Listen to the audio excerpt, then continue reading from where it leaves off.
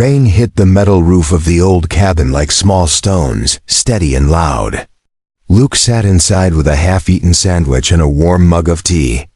Outside, the forest was cold and dark, the kind of silence that made every sudden noise feel sharp. He had been living alone in the woods for almost a year now by choice. The world had changed too fast for him. Cities were crowded, people were cruel, and technology moved like a flood. But out here, it was quiet, peaceful until that night. Strange sound tore through the storm, a sharp cry, high and pained, like an animal hurt. Luke froze. He knew the sounds of every bird and beast in these parts. This wasn't one of them. He grabbed his coat and flashlight, boots sinking into the mud as he followed the noise through the trees. The cry came again. Softer this time, weak, dying. He found it near the stream, half hidden under wet leaves. A bird, larger than any hawk he'd ever seen. Its feathers were strange, shimmering in a way that didn't match the flashlight's beam. One wing was twisted, at a horrible angle. Its eyes, too, were odd, too bright, too smart. As if it was trying to tell him something. It didn't try to escape when he reached out. It just stared. "I won't hurt you," he whispered, not sure why he said it out loud. He scooped the bird up gently in a blanket and took it back to the cabin. Inside, he made a nest from old towels and dried herbs. The bird didn't fight. It just watched him, chest rising slowly, as if in pain or fear. Luke worked carefully, setting the wing and wrapping it, giving it drops of warm water. All the while, those eyes never left him. The rain didn't stop all night. Neither did Luke's worry. He sat next to the bird, whispering calm words, feeding it crumbs. He didn't sleep. By morning, the bird's breathing had changed, softer, but something else too. It was moving oddly, shifting under the towel. Its feathers were melting. No, not melting, changing. The colors bled together, then hardened into skin. Human skin. Luke blinked hard. He stepped back fast, bumping into the chair behind him. The creature before him was no longer a bird. Lying in the towel where the feathers had been was a girl with silver hair and markings on her arms like tattoos, except they glowed softly. Her eyes opened. Same as the bird's, bright, smart. Watching him, he didn't speak. Couldn't speak. She sat up slowly, wincing, still weak. The window, her arm was still wrapped in his bandage. She looked at it, then looked at him. "Why did you help?" she asked, her voice cracked, as if unused for a long time. Luke stammered. "You were hurt. I thought you were a bird." "I was." She looked around, eyes scanning the room as if seeing it from a different world. Her gaze landed on the door, the window, the fireplace. Luke swallowed hard. What are you?" The girl didn't answer. She touched the bandage again, then looked at him as if weighing something deep. "I'm not from here," she said. Slowly, "I shouldn't have been seen, but I crashed. I was being hunted." "Hunted? By who?" She winced again. Her skin shimmered like static, then returned to normal. "You shouldn't have helped me. You're in danger now." "Danger? From what? Who's coming?" She looked at him again, truly looked, and her face softened. "You don't understand what I am. But you will, if they find me. They won't care about you. They'll kill you just for seeing me." Luke stepped closer. "Then tell me how to help you. I already did once." "You didn't just help," she said. "You made a choice. That choice can't be undone." A low rumble shook the cabin walls. Not thunder. It was deeper. Not from the sky, but from above. Luke ran to the window. In the distance, trees swayed without wind. Shadows moved where no shadows should be. Something was landing. The girl stood on shaking legs. "They found me." Luke turned to her, heart racing. "What do we do?" Her eyes flashed. "We run." Asterisk. The girl's words hung in the air like smoke. "We run." But Luke didn't know where to go or how to even begin. His cabin was in the middle of the woods, far from town, with no roads nearby. There was no one around for miles. That's why he had come here to be alone. And now, something was coming for them. The ground trembled again. The strange noise outside grew louder, like a machine mixed with a roar, unnatural and terrifying. Girl grabbed the wall for balance. She was still weak, but something had changed in her. Her eyes were sharp now. Her skin flickered again, glowing faint blue under her thin layer of human form. Her wounds weren't gone, but her fear had turned into something else. Focus.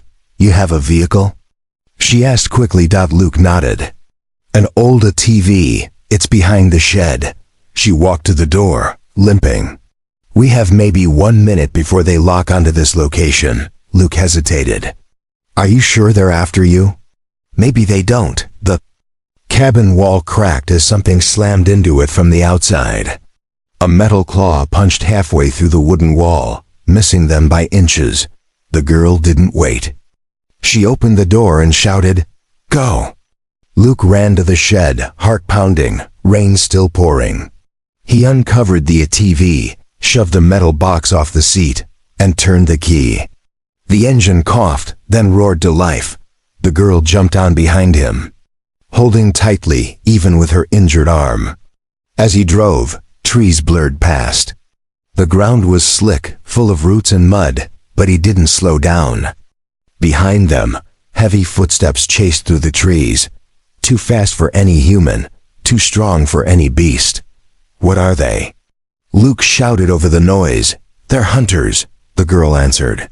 Machines, built to track my kind. Your kind? Luke asked. I'm a sentinel from the Tehran system. I came to Earth by accident. Luke wanted to ask more, but something exploded behind them, spraying mud into the air. A beam of blue light sliced past, missing the TV by a foot. Another followed. Turn right. The girl shouted. He swerved into a narrow deer trail, branches slapping them in the face. The TV barely fit, but the hunters didn't follow. Not yet.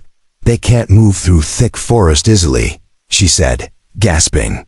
But they will adapt. Fast. Where are we going? Luke asked. Someplace safe. He nearly laughed. There's no safe place out here, she didn't reply. Instead, she closed her eyes, breathing slow. A strange symbol glowed on her forehead. A diamond shape, like a star with 4 long arms. Then a small device appeared in her hand. It shimmered into view like a dream becoming real. What is that? Luke asked, eyes darting between the trail. And the glowing object. A locator, she said. I buried something nearby. My emergency beacon. I didn't expect to need it. But you've changed everything. Luke didn't understand any of it. But he knew they were still being hunted. And she was the only one who knew what to do. He followed her directions as she pointed. Left at the fork. Down into a narrow ditch. Then through a fallen log. Finally, they stopped in a clearing covered in moss. She slid off the TV and limped toward a boulder. With her hand glowing, she pressed against the stone. It cracked open, revealing a metallic orb buried in dirt. She grabbed it and held it high. This can call my people. Luke watched her, breathless. Then we're saved? Her face darkened. No, if they answer the signal. It means Earth won't be safe anymore. They'll come for me. And destroy anything in the way. Luke stepped closer. So what do we do? Let those machines kill you. She stared at him. You saved me once. Now I ask again, will you help me survive? Even if it means choosing between your world and mine? Luke looked at her, this strange, powerful girl who had fallen from the stars, who had bled in his cabin, and who was now hunted like prey. He nodded slowly. Yes, I'll help you. Whatever it takes. Behind them, the trees began to shake again. The machines were adapting. They were coming. The wind carried a strange hum, low, steady, unnatural. Luke gripped the TV tighter, feeling the vibration in his bones. The girl, now stronger than before, stood beside him with the metallic orb in one hand. Her injured arm was trembling, but her face stayed calm. She looked into the trees. They've adjusted. They know where we are now. How do we stop them? Luke asked. Can we fight them? No, she said. But we can hide if I can cloak us. She dropped to one knee and placed the orb in the muddy ground. Light rippled out from it like water across glass. It spread across the clearing, washing over them like a blanket of cold air. Then everything became quiet. The hum faded. Luke blinked. The forest around them looked blurred. The wind still moved the leaves, but the color seemed drained. Even the sound of rain had softened. We're cloaked now, she whispered. They'll sense something, but they won't see us.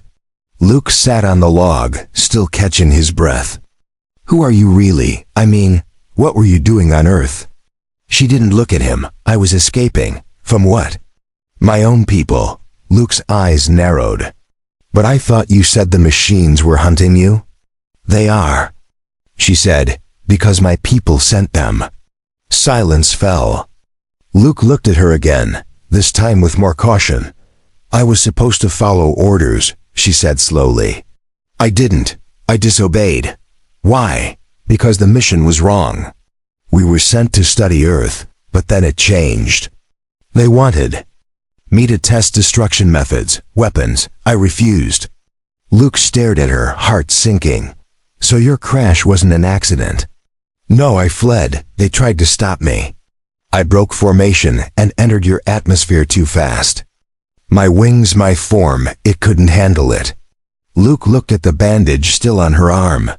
That's when you fell? She nodded. He ran a hand through his wet hair. So, if your own people sent those machines, does that mean they're still watching? That more could come? She looked down at the orb. If they detect this signal, yes. And if I survive long enough, they'll send someone worse than the hunters. Luke shook his head. Why not destroy the beacon then? She hesitated. Because there's one person who might help us, another defector. But I don't know if he's still alive. If he is, he'll answer the signal. He's the only one who can stop the machines. A strange thud echoed beyond the trees, then another. It was getting closer again. Luke stood up. We can't stay here. No. She agreed. We need to move. But first. She turned toward him, eyes glowing faint blue. She reached into the orb again and pulled out a small, smooth stone. Hold this, she said. Luke took it. It was warm. As soon as it touched his skin, something lit up in his mind. Images, strange symbols, star maps. It was like 1,000 thoughts trying to squeeze through a narrow tunnel. He dropped it, gasping. What the hell was that? Language key, she said. You're connected to me now. You'll understand if we need to use neural speak. But there's more. It also marked you. Marked me? For what? If we're separated, the machines will still track me. But now they'll also track you. Luke's jaw clenched. You marked me to protect yourself. No, she said softly. I marked you because now we survive together. If you fall, I fall. The words made his chest tighten. He looked at her, not like an alien, but like a person trying to live, just like him. He nodded once. Then let's go. She stood beside him, steadier now. We'll head north. There's an old site. A forgotten relay tower. If the other defector's alive, he'll come there. The forest outside the cloaked field was still. Too still. Luke walked toward the TV, but as soon as they stepped beyond the orb's range, the sky darkened, not from clouds but from a shape. A flying machine, black and massive, hovered above the trees without sound. Lights blinked underneath it, scanning. They found us, the girl whispered. Luke started the engine again. Then we don't stop. She climbed on behind him. Drive fast. Don't look back. As they raced through the trees, the shadow followed. It wasn't just a hunt anymore. Now it was war. The TV roared across the muddy path. bouncing over roots and fallen branches. Luke held the handles tight as the alien girl gripped his back. Her good arm locked around him while the other clutched the orb. Behind them, the sky stayed dark not from clouds, but from the silent ship that followed like a shadow with blinking red eyes. The flying machine didn't fire yet. It was watching. Luke shouted over the engine. "Why aren't they shooting?" "They're scanning," she answered. "Looking for the beacon." "I thought we left it behind." "No," she said. "It's still with us. It's our only chance." "You mean that thing in your hand?" "Yes, it's sending a weak signal now, just enough to be found by him. If the others hear it, we're already dead." They turned off the trail and into deep forest, moving faster than before. Branches slapped against their arms and faces. The terrain became steeper, harder to ride, but they couldn't stop. Suddenly, the ATV hit a log and flipped. Luke flew forward, crashing into the mud. The girl rolled to the side, groaning in pain. The machine above paused. Then it began to descend. Luke crawled to her. "Are you okay?" She coughed, her skin flickering between human and alien. "I can run, but we need to split." "What?" "No, we stick together. They'll follow the beacon. I can distract them. You take this." She handed him the orb dot. He pushed it back. "No way, I'm not leaving you." She looked at him. Her eyes weren't glowing now. "Just scared. Please, if they get me, I can survive." "If they get you, you won't." He stared at her for a second too long. Then the ground shook again. A new figure stepped through the trees, taller than a man. Covered in dark plates, it wasn't just a machine. It had shape, design, armor. Its face was hidden under a helmet, glowing red from the inside. The girl whispered, "Hunter Class Alpha." Luke pulled her up. "We go together, now." She didn't argue this time. They ran side by side through the trees. Another blast hit the ground near them, throwing dirt in the air. The hunter walked slowly, deliberately, like it had no reason to rush. It knew it would catch them. The girl held out her hand. The orb pulsed. Suddenly, the air around them shimmered, and Luke felt heavy, like gravity had tripled. A bubble of light surrounded them, and the hunter's next shot bounced off. She collapsed on her knees. "That's all I can give you. The shield will hold for maybe a minute." Luke grabbed her and dragged her behind a large rock. "What happens when it breaks?" She didn't answer. He looked at the orb. Its light was changing now, faster, brighter. "What's it doing?" "Someone's answering the signal." Luke's eyes widened. "The other defector?" She nodded slowly. "I hope so." A loud whoomp echoed in the distance. Then again, like thunder, the hunter stepped closer, stopping just outside. The shield. Its red face scanned them, reading them, waiting. Luke stood up. "I can distract it. You try to contact whoever's coming." "No," she said weakly, "you'll die." "Maybe, but I won't hide while it hunts you." He walked forward. Feeling the shield's edge buzz against his skin, the hunter tilted its head. Then it raised its arm, a weapon forming over the wrist. Suddenly, the sky split open. A beam of light tore through the clouds, smashing into the hunter from above. The creature stumbled back, armor cracking. Then another figure dropped from the trees. Not human. Not machine. It was tall, silver-skinned, with markings like lightning across its chest.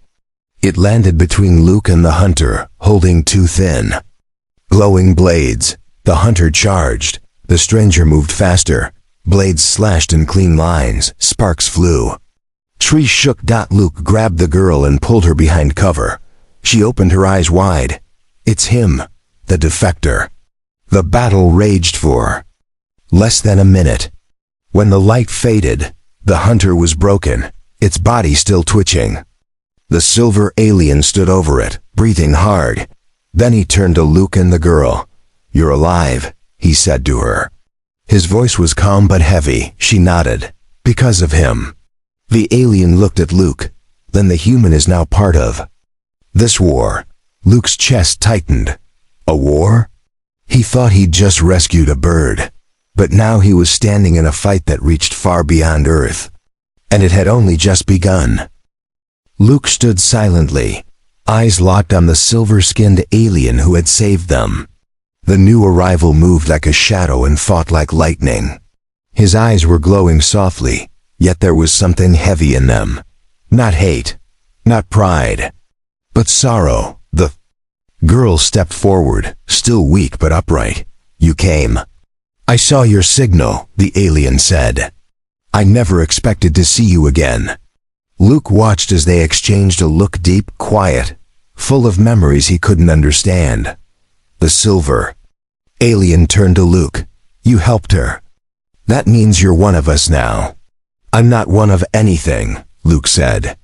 "I was just living in my cabin, and she fell into my life, literally." The alien nodded slowly. "Earth has been watched for years. You don't realize how close. Your planet is to something much darker.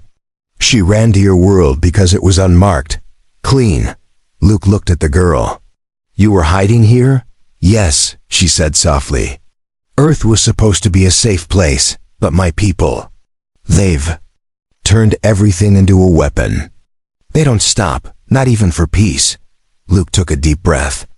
"So what now?" That hunter was terrifying. "How many more will come?" "Many," the alien said. "The machine you saw was just one class. They'll send more, stronger, smarter. If we're not gone by tomorrow, the second wave arrives." The girl lowered her eyes. "We don't have enough power to leave." "Then we prepare to fight," the alien replied. "Or we help this human survive." Luke stepped forward. "Wait, why me? I'm just a man. I don't know your tech. I don't even know what species you are." "You're human," the alien said. "That's enough." The girl looked at Luke. "You're brave. That's rare, even among my kind." He didn't feel brave. His hands were shaking. His chest felt tight, but he nodded anyway. "What's the plan?" he asked. The silver alien knelt beside the broken hunter and placed his palm on the machine's chest. A soft glow spread as if he was scanning it. "Their weakness is signal sync," he said. "If we break their control link, they lose direction. They become blind." "Can we do that?" Luke asked. The alien stood up. "With the humans' help, yes. You have something we don't: instinct. Machines don't understand it." Luke blinked. "Instinct? What does that have to do with this?" "They follow patterns," the girl said. "But you don't. You think sideways. That's why you survived the first attack." Luke gave a small smile. "I thought I was just lucky." "No," the alien said. "You were human. That's what saved you." They moved fast after that. The silver alien, who finally said his name was Kale, began dismantling the fallen hunter. He used strange tools from his armor, pulling out wires and crystals that glowed with energy.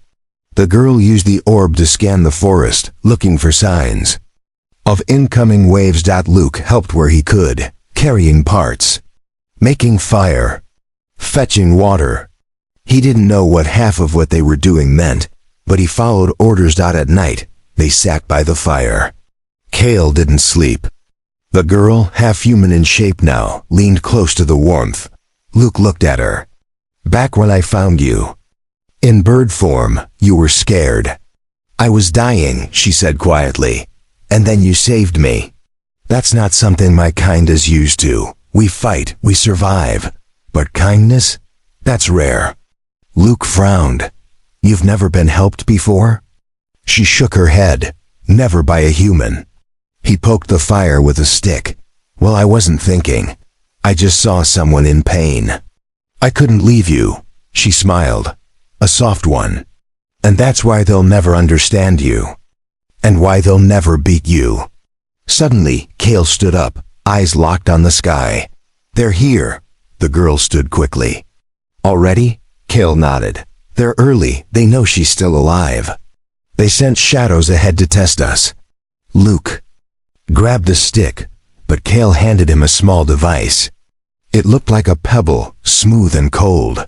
"What is this?" Luke asked. "A shield trigger," Kale said. "If you're hit, press it." "Will it protect me?" "Once," Luke swallowed. Kale looked at the forest. "The shadows come silently. They're not machines. They're worse. They learn. They mimic." "Mimic what?" "Everything, even you." Luke looked at the dark trees, the flickering fire, the glowing orb, and the two beings beside him, one from the stars, the other once a bird in his hands. Somehow, he was in the middle of a war he didn't start, but he was ready, because he wasn't just a man in the woods anymore. He was something more now. The night turned cold fast. Fog crept through the trees like silent ghosts, curling around trunks and roots. Luke stood beside the fire with the small shield trigger in his hand, gripping it so hard his knuckles turned white. Kale moved slowly around the camp, planting tiny crystal stones into the ground. "Trip detectors," he explained. "They won't stop anything, but they'll blink before something gets close." The girl, still wearing her half-human form, watched the trees without blinking. "The shadows are not like the hunter machines. They don't make noise. They move like smoke. If you see one, it's already too late." Luke looked around. "Then how do we stop something we can't see?" "They copy shape," Kale said. "They take your voice, your body, but not your memory. That's their weakness." Luke frowned. "So, ask questions. See if they get something wrong?" Kale nodded. "Exactly." Suddenly, one of the crystal stones blinked red. Everyone froze. Another blinked. Then another. They were surrounded. Luke backed toward the girl. "Where do we go?" "Nowhere," she said calmly. "We hold the ground." He heard a crack from the bushes. Not loud, just enough to feel it wasn't normal. Then a voice spoke. His own voice. "Hey," it said. "It's just me." Luke turned and saw himself standing a few feet away, stepping out of the mist. The fake Luke smiled. "You dropped your shield, here." It held out the same device Luke had in his hand. The real Luke stepped back. "Nice try." Kale stepped forward. "Ask it something." Luke looked straight at the copy. "What was the first thing I said to her?" The fake paused, just for half a second. Then it smiled again. "You said, 'I won't hurt you,' right?" Luke's eyes narrowed. "No, that's what I said to the bird." "Not the girl." Kale didn't wait. His arm lit up, and he fired a pulse that tore through the fake. It screamed high, inhuman, and twisted into a black shadow that melted into the ground. Then three more stepped out of the fog. One looked like Kale, another looked like the girl, the third looked like Luke again. Kale's voice was firm. "They want to confuse us, break our minds." The fake girl stepped forward, her voice soft. "You can't win. Give us the beacon." Luke turned to the real girl. "What do they want with the orb?" "They can absorb its signal," she said. "Use it to track my people. Even worse, they could send fake distress calls. Turn my kind against yours." Kale raised both arms. No more talking. Light exploded from his palms, and the real fight began. The shadows moved fast, too fast for human eyes. Kale met them head-on, blades flashing. The girl used her orb to create short bursts of light that burned through the fog, stunning the mimics. Luke stayed low, holding the trigger in one hand and a sharp stick in the other. One of the fake Lukes crawled from behind a tree and jumped at him. He pressed the trigger. A glowing shield snapped around his body, and the shadow bounced off, screeching. It twisted, turning into smoke, trying to slip past. Luke stabbed with the stick, but it passed right through. The girl saw him struggling and tossed him something, a small rod. "Stun rod." She shouted, "Strike the core." Luke swung as the shadow charged again. The rod hit its chest, and the mimic burst into black light, then vanished. Luke fell to one knee, breathing hard. Kale stood across the fire, now facing the last shadow, his own copy. It mimicked his moves perfectly. They circled each other like reflections in a mirror. Then Kale smiled. "You forgot the scar," he said. He twisted fast, blade first cutting across the chest of the fake. It screamed and disappeared. Silence. Returned. The fog began to clear. The trip detectors blinked green again. Luke dropped the rod and sat on the ground, gasping. "Are they all gone?" "For now," Kale said. "But they were only scouts." The girl sat beside Luke. "You fought well." "I almost died, but you didn't," she said. "You learned." Kale looked at the sky. "We don't have much time. Their mothership is coming. Big enough to wipe out this entire forest." Luke looked at the orb in her hands. "Is your kind coming?" The girl looked at him, unsure. "Maybe, or maybe they'll see the signal and destroy everything just to be safe." Kale nodded. "They've done it before. Burn a planet to save the system." Luke stood slowly. "Then we don't let that happen." He looked at both of them. "I may be just a human, but I'm not running." And this time, they didn't try to stop him. The stars above the forest shimmered as if watching. A strange tension filled the air, like everything was holding its breath. Luke stood by the fire, hands still shaking from the battle, but his eyes were steady now. The girl sat beside him, resting but alert. Kale paced like a silent guardian, his weapons charged, his armor scratched and glowing in places where he had been hit. The orb pulsed brighter than before. "They're close," Kale said. "I can feel the shift in the gravity. The mothership is nearing orbit." Luke looked up. "Will they attack right away?" The girl shook her head. "They'll scan first.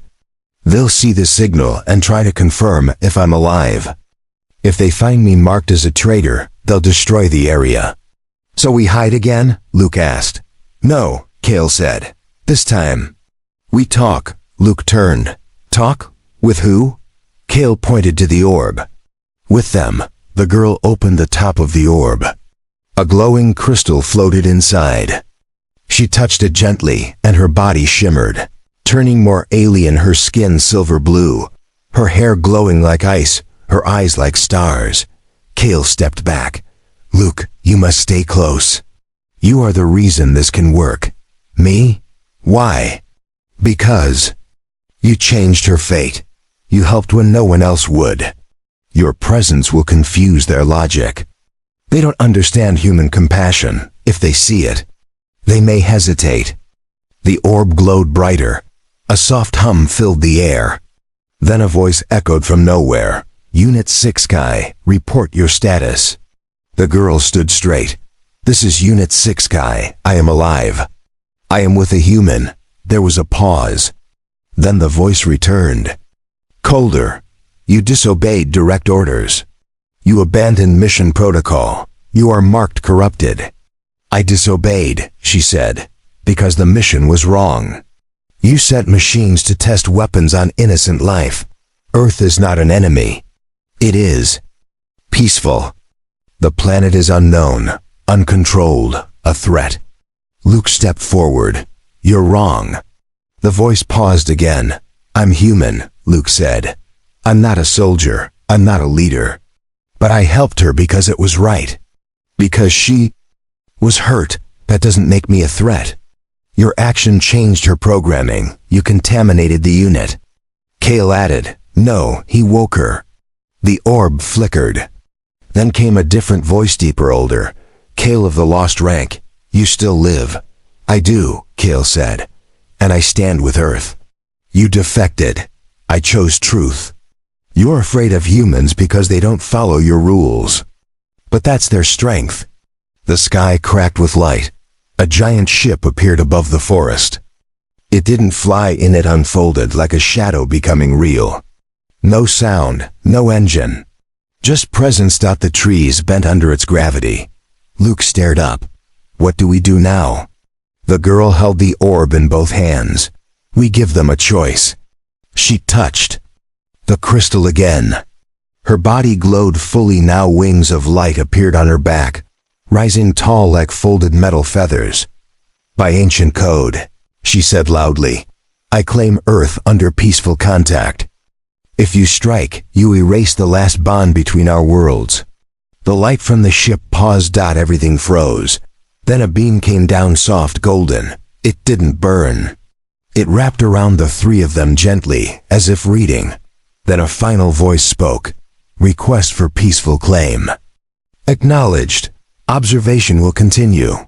Earth is marked safe for now." The beam faded. The ship folded back into the stars, and the night went still again. Luke sank to his knees. "It's over?" "For now," the girl said softly.